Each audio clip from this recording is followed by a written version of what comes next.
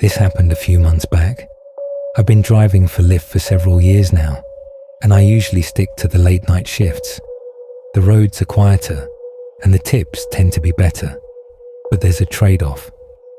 Every so often, you get a ride that stays with you, and not for the right reasons. I've always considered myself a careful driver. I've dealt with my fair share of strange passengers, but nothing comes close to what I experienced that night. At the time, I didn't have a dash cam. This ride is the reason I got one. The night started off as usual, just me and the occasional groan from my beat-up 2005 Volvo.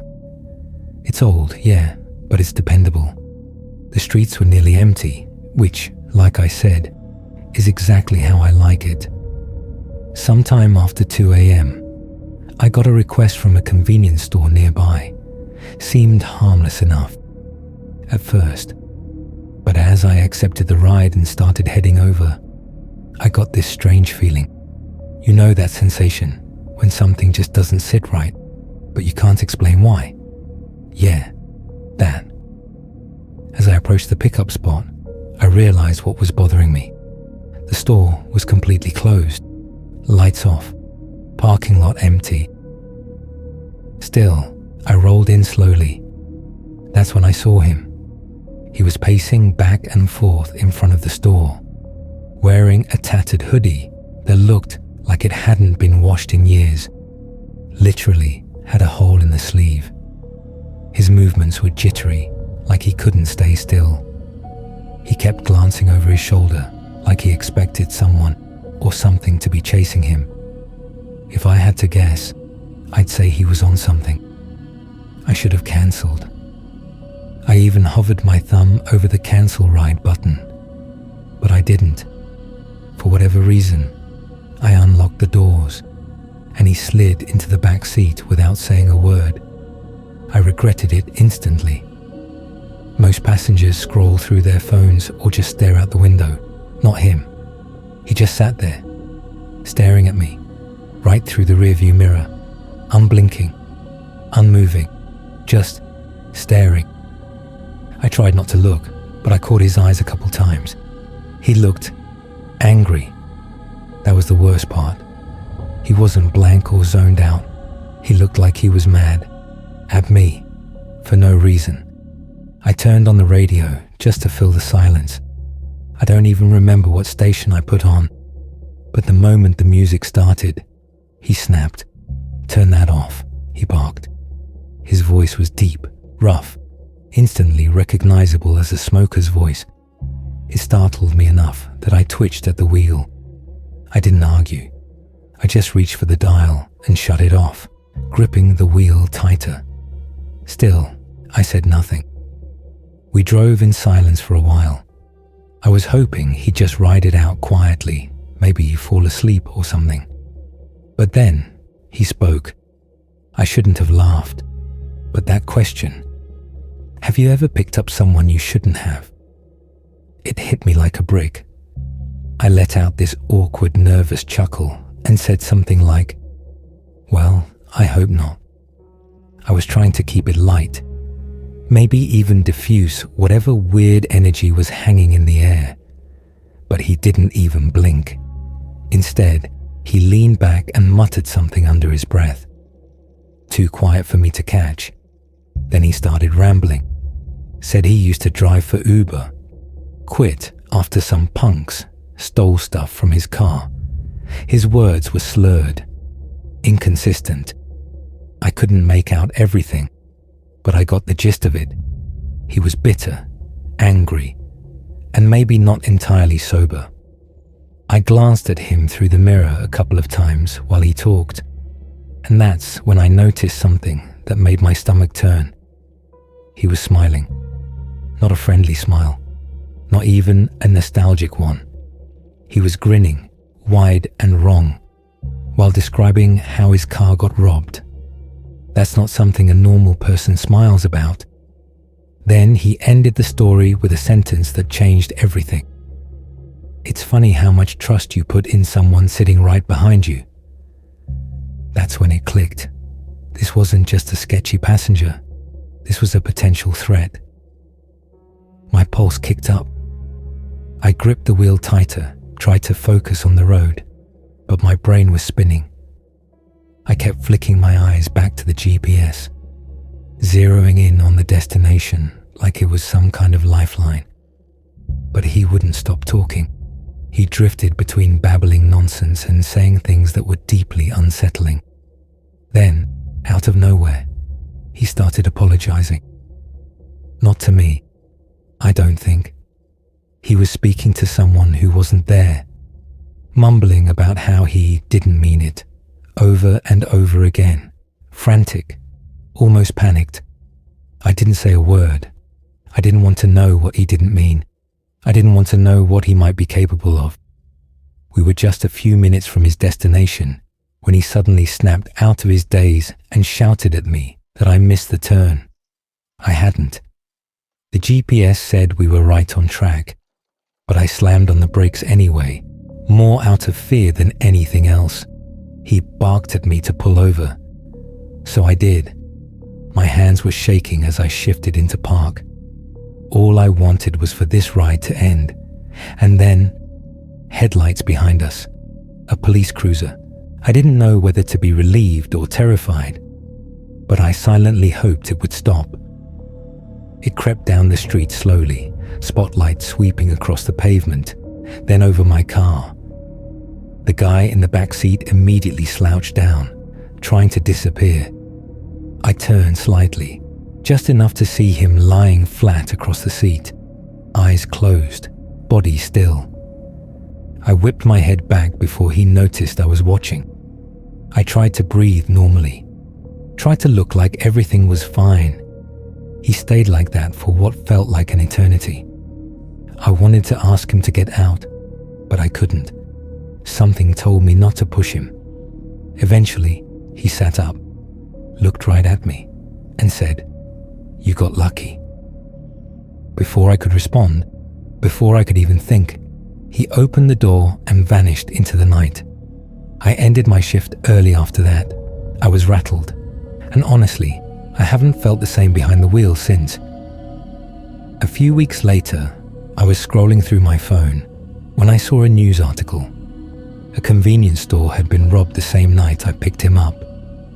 2 blocks from the pickup location. Time matched, description matched, and just like that, it all clicked into place.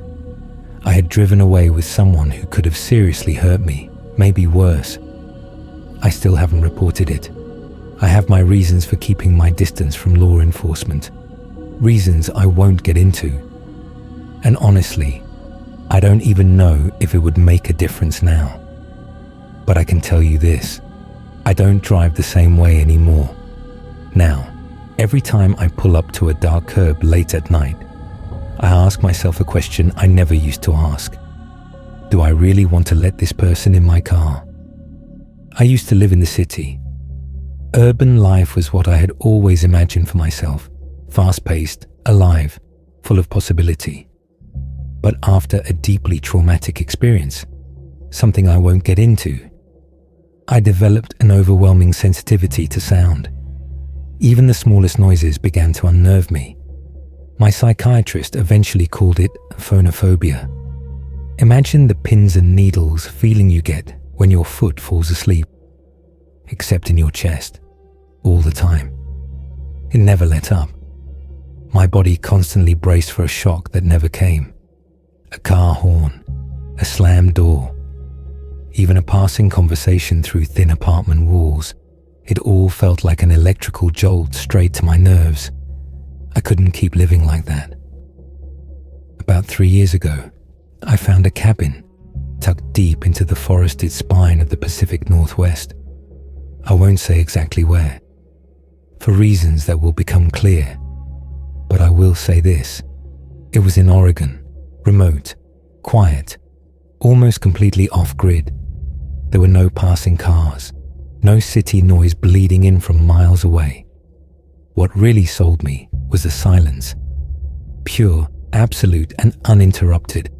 For the first time in months, I believed I might actually feel safe.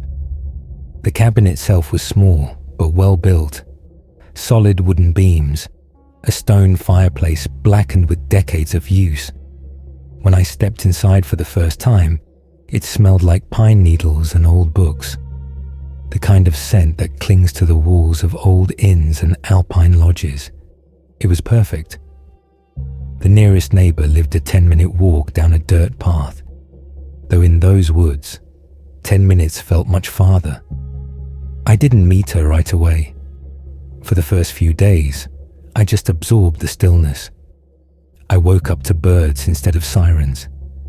And at night, the only sound was wind threading through the trees.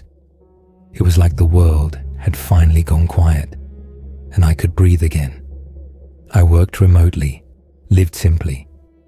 I didn't need to stay connected beyond the occasional email. It felt like a different kind of existence entirely.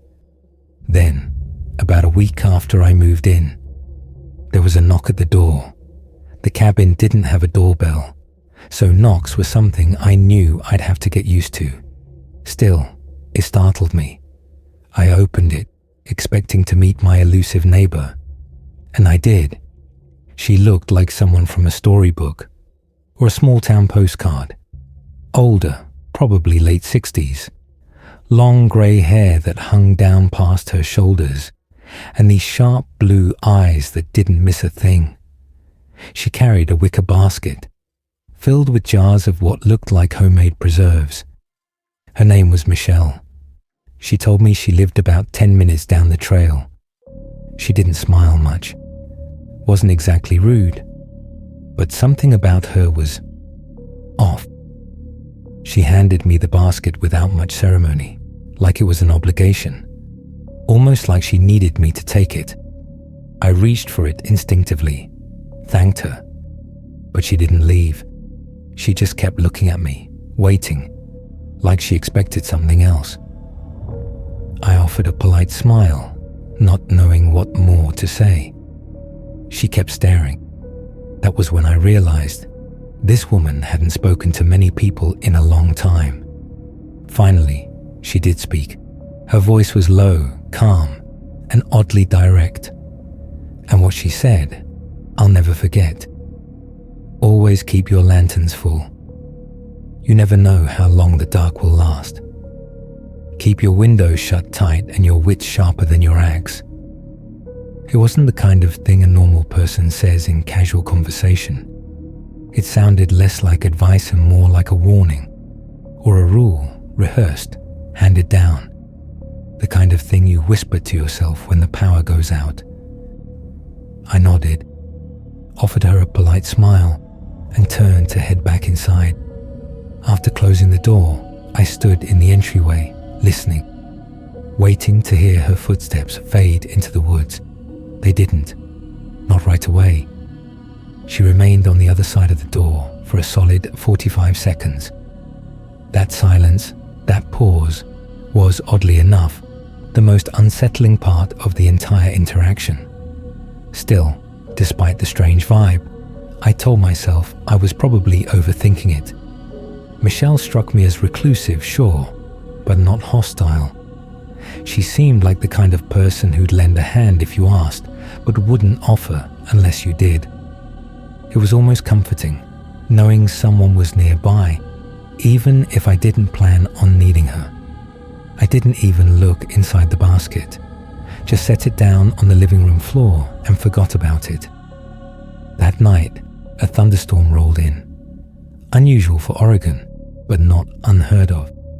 I lit a few candles and curled up on the couch with a book. The power kept flickering every few minutes, but I didn't mind. Some people find that kind of isolation unnerving. For me, it was the opposite. The soft thunder, the rain on the roof. It was the first time in ages that noise didn't trigger panic. That night was when I realized natural sounds didn't scare me. It was people. People made me anxious. But that moment of clarity didn't last. A few hours into the storm, there came a knock at the door. Only it wasn't a knock. It was banging. Heavy, fast, unapologetic. like whoever was out there didn't care that it was pouring rain, didn't care how it might sound. My chest tightened instantly, that awful static sensation sparking behind my ribs. I froze for a few seconds, heart thudding, before grabbing my flashlight and moving toward the door. I peered through the narrow window pane. It was Michelle. She was soaked, clutching a flashlight of her own, hair plastered to her face like she'd walked through the storm without flinching. Before I could say a word, she blurted it out. "I saw someone near your woodpile. Thought you should know." The words hit harder than the wind rattling the roof. I stepped out onto the porch, shining my light into the trees. Rain lashed the beam, distorting the shapes beyond the clearing. Nothing. Just branches swaying, water pouring from the leaves. I asked if she was sure. She nodded, but her eyes were fixed on the tree line, like she expected someone to step out of it at any moment. The entire thing felt off, unsettling in a way that didn't make sense. Before I could ask anything else, she turned. "Be careful." Then she walked away. Didn't wait for a reply. Didn't look back. Just headed down the trail, into the dark, the beam of her flashlight slowly vanishing into the storm.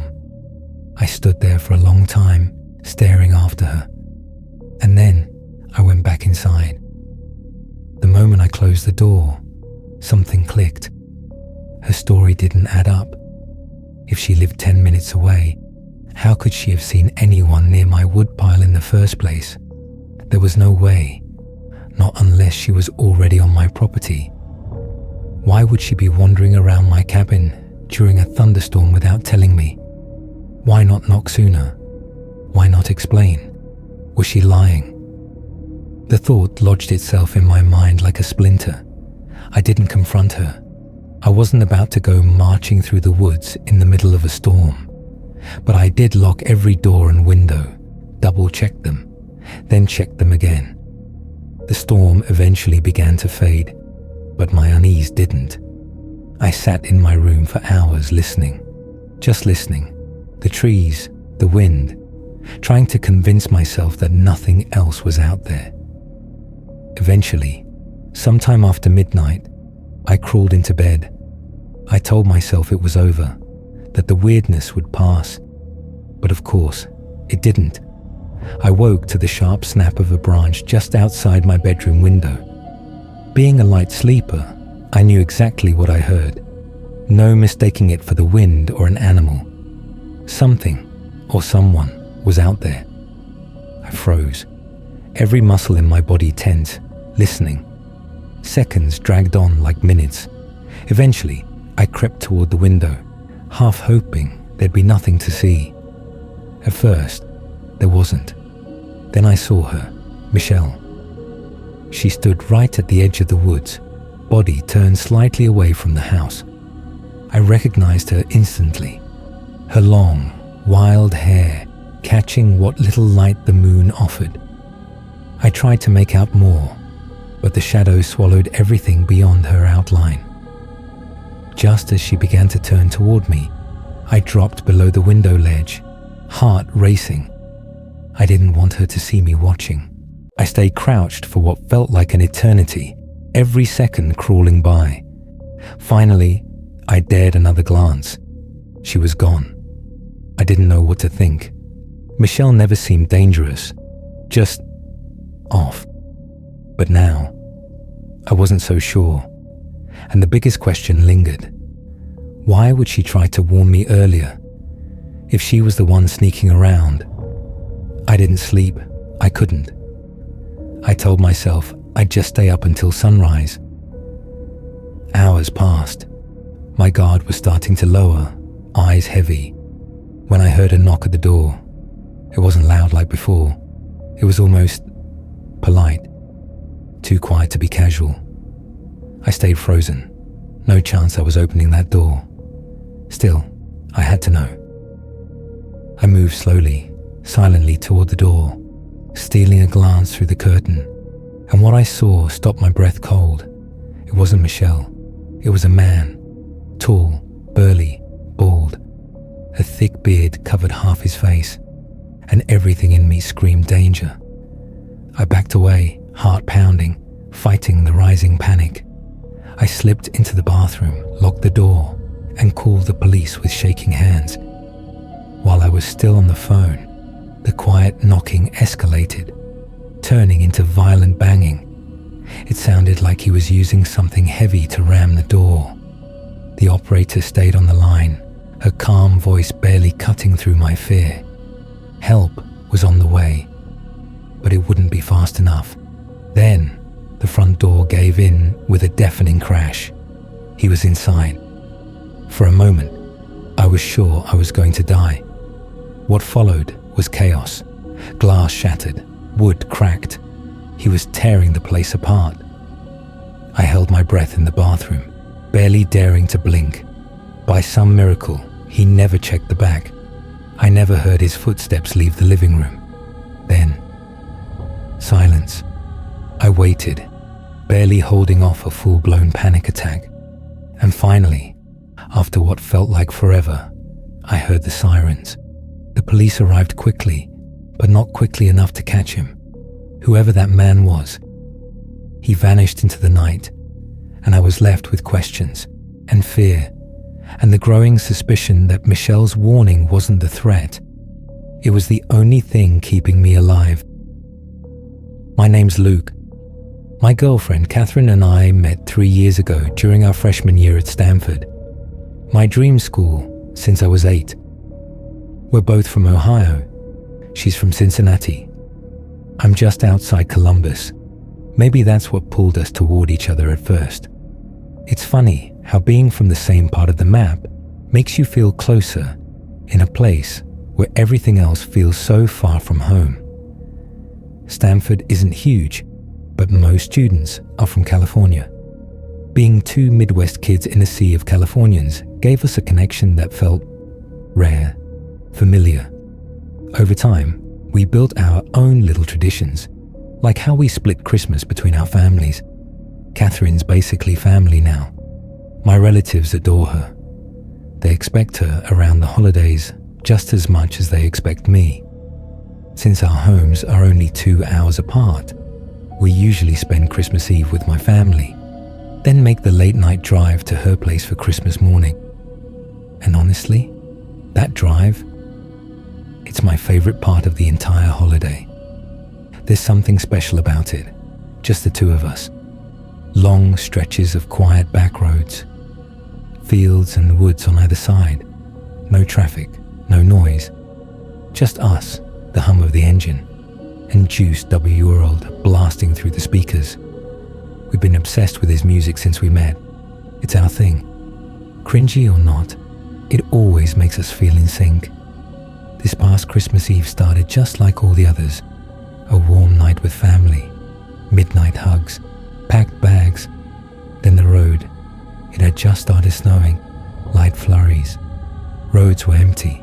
The heater was on. The music was loud. Everything felt perfect. Until it didn't. It happened quickly.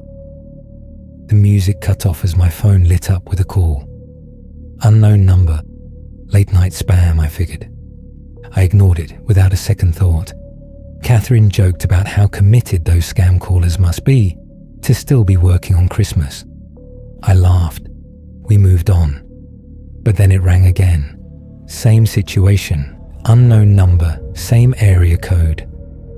This time, I felt a little uneasy, but I still let it go to voicemail. She glanced over at me, her expression a mix of confusion and curiosity. I showed her the screen. Just a shrug. We both brushed it off. But then came the third call. Now I was annoyed.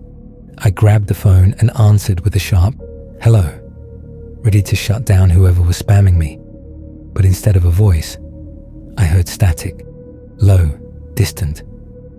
I was about to hang up when I heard a man's voice, calm, measured. "Hello, Luke." I nearly swerved. My chest tightened. There was something deeply wrong about the way he said my name, like he knew me, not from a call log or a hacked profile. Personally, I froze. Before I could ask who it was, he kept going. He started listing details, my full name, my address, where I was born, where I lived during high school, things I never put online, things a stranger couldn't possibly know. I gripped the wheel tighter, adrenaline flooding my system. I wanted to pull over, but I kept driving, stuck in this daze of disbelief and fear. Finally, I asked him what he wanted. He paused, then calmly said, "I'm not here for you, Luke. I'm here for Catherine." That name, her name, hit me like a gut punch. Saying mine was creepy, saying hers was horrifying. I looked over at her and saw the color drain from her face. She heard it too. I blurted out that he had the wrong number. I told him there was no one named Catherine in the car. He laughed, a low, deliberate laugh. Then, clear as day, he said, "She's sitting right next to you. Next to you." Those 3 words shattered any grip I had on calm. I pulled over immediately. I didn't even think. My hands were trembling, barely able to hold the steering wheel. I was about to speak, say something, anything, but before I could, Catherine leaned over and in one swift motion ended the call. Just like that. I spun toward her, stunned. My voice shot out louder than I intended. "What the hell are you doing?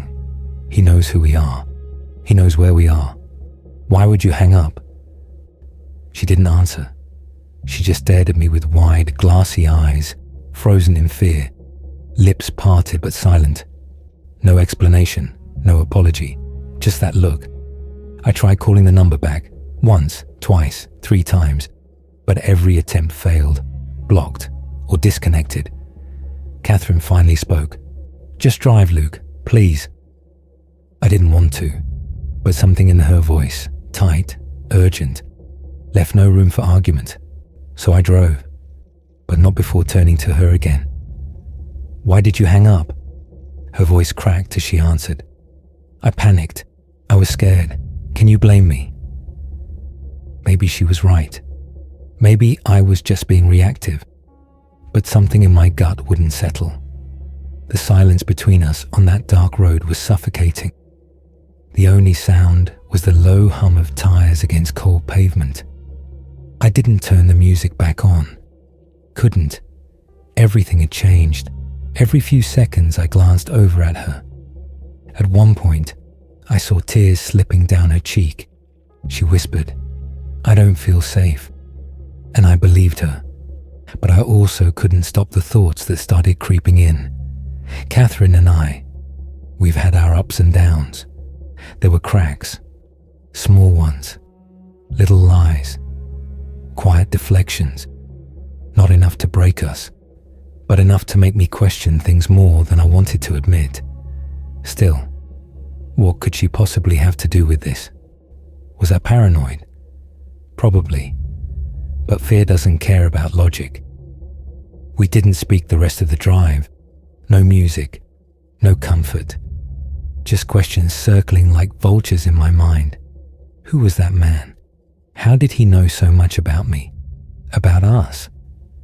Only our families knew about our Christmas tradition, about the late-night drive between houses, and I'd bet everything I own that they weren't behind this. We asked them all. None of them knew anything. And Catherine, she swears she's just as lost as I am.